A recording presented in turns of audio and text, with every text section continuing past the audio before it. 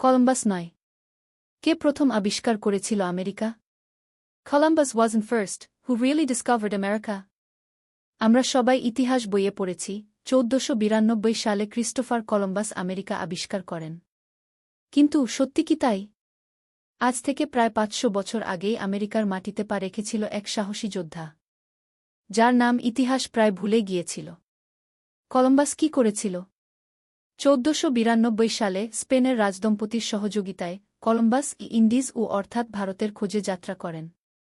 তিনি যান পশ্চিম দিকে এবং একসময় পৌঁছান বর্তমান বাহামা দ্বীপপুঞ্জে। কিন্তু গুরুত্বপূর্ণ ব্যাপার হল, তিনি কখনোই মূল আমেরিকা মহাদেশে পা রাখেননি। তিনি যা ইন্ডিজকে ভেবেছিলেন তা ছিল ক্যারিবীয় দ্বীপপুঞ্জ।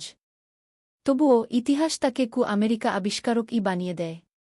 তাহলে কে এসেছিল আগে?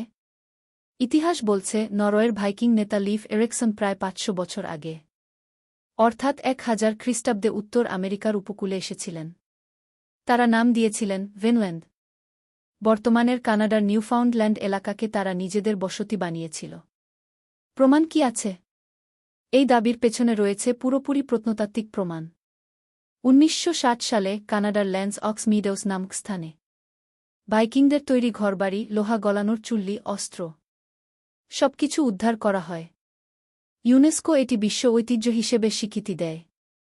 তাহলে কলম্বাস এত খ্যাতিমান কেন? কলম্বাসের যাত্রা ছিল রাজনৈতিক ও অর্থনৈতিক বিপ্লবের শুরু।